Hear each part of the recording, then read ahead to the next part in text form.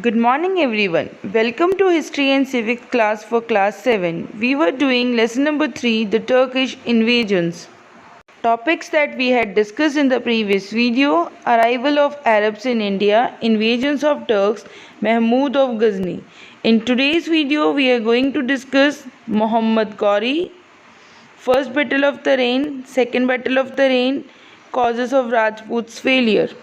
Learning outcomes of the lesson. Children will be able to understand about the emergence of Arabs, discuss the invasions of Turks, understand about the different battles fought by the Turks rulers. Let's recall the terms which we had discussed in the previous video. Turks, Ganga Yamuna Dwab, raise, slaughter. Let's recall cross questions related to the previous topic.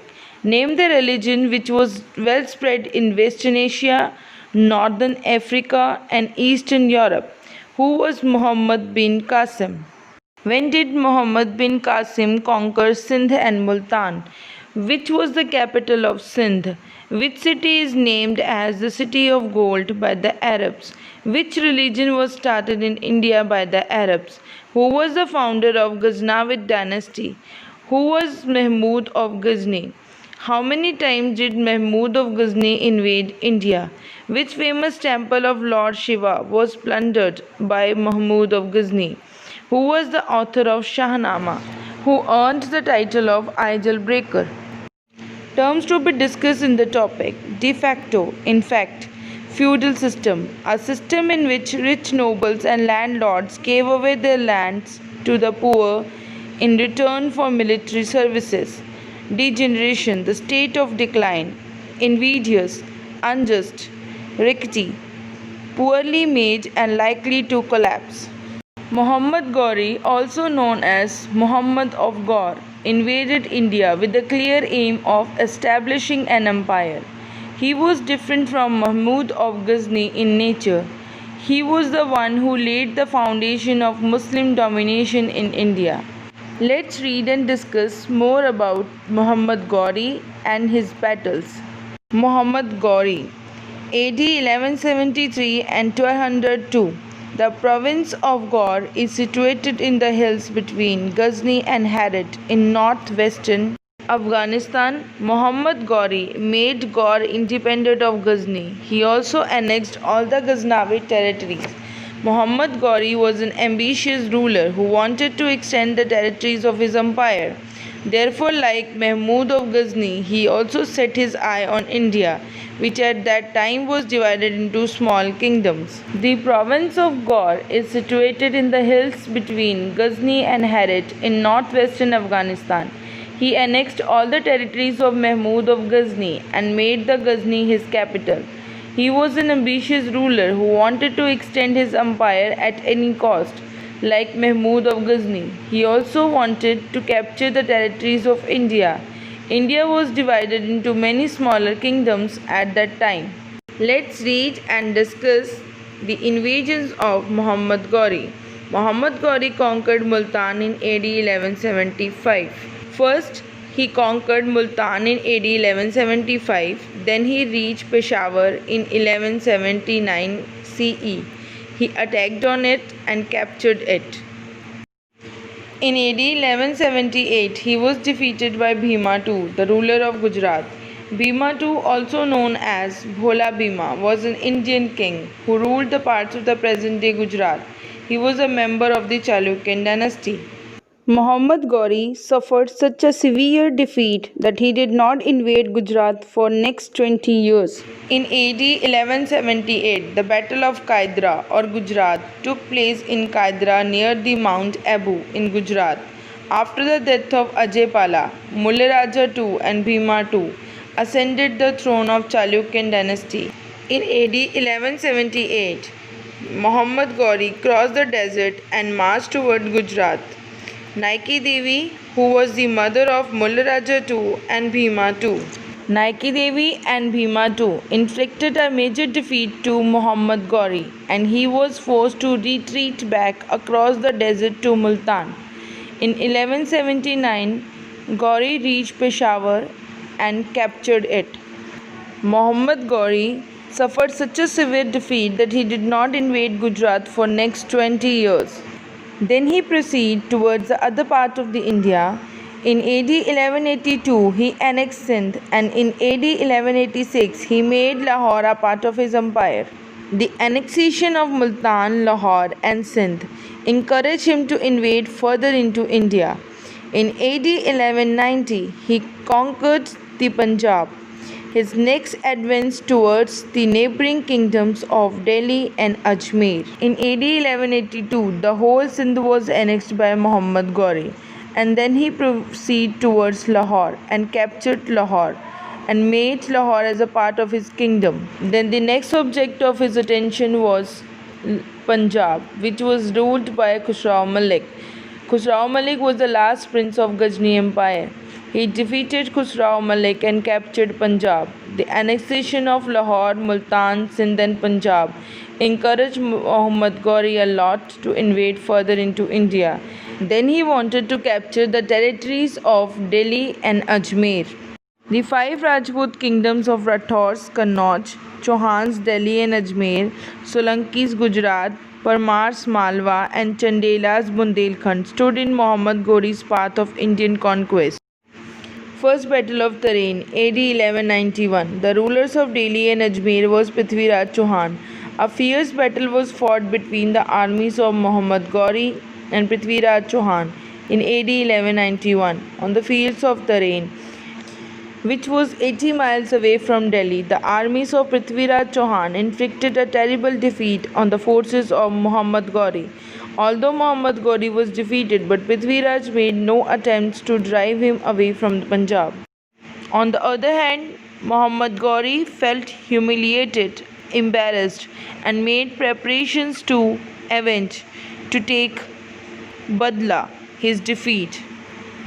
Prithviraj Chauhan ruled the territories between Delhi and Agra and put a halt to Ghori's expansion. Firstly, the armies of Muhammad Ghori captured the fort of Bathinda, Punjab, which was under the control of Prithviraj Chauhan. Then a fierce battle was fought between the armies of Muhammad Ghori and Prithviraj Chauhan in AD 1191 on the fields of Tarain, which was 80 miles away from Delhi. Prithviraj Chauhan got the support of different Rajput kings and won the battle. Muhammad Ghori was captured and presented in the court of Prithviraj Chauhan, and Ghori begged for mercy. Then Prithviraj Chauhan forgave him, and then Ghori went back to Ghazi, his capital. Second Battle of Tarain, AD 1192. The forces of Prithviraj Chauhan and Muhammad Ghori came face to face once again on the fields of Tarain in AD 1192. Prithviraj appealed to some of the Rajput rulers to help him. While some of them came to help, the most powerful of them, Jayachandra of Kannauj, stayed away. Prithviraj Chauhan was badly defeated in this battle. His territories were annexed. Annexed means to add to one's own territory, and he was captured and put to death. After the defeat of First Battle of Tarain, Ghori came back with the combination of Afghan and Turk armies. Prithviraj appealed to some Rajput rulers to help him. Some of them came, but most powerful Rajput ruler was Jayachand, who did not come forward for help Prithviraj Chauhan. Here Jayachand had a personal conflict with Prithviraj. Jayachand was father-in-law of Prithviraj Chauhan. His daughter Sanyogita married with Prithviraj Chauhan, but Jayachand disliked Prithviraj Chauhan. That's why he did not support Prithviraj Chauhan and joined the Ghori's army. Prithviraj Chauhan defeated badly, and he was captured and put to death in Ghazni. Muhammad Ghori appointed Qutbuddin Aibak as a governor of Delhi and Ajmer, and he then returned to Gaur. Muhammad Ghori came back to India in AD 1194, and he defeated and killed Raja Jayachandra of Kannauj. Muhammad Ghori appointed Qutbuddin Aibak as a general of Delhi and Ajmer, and he returned back to Gaur.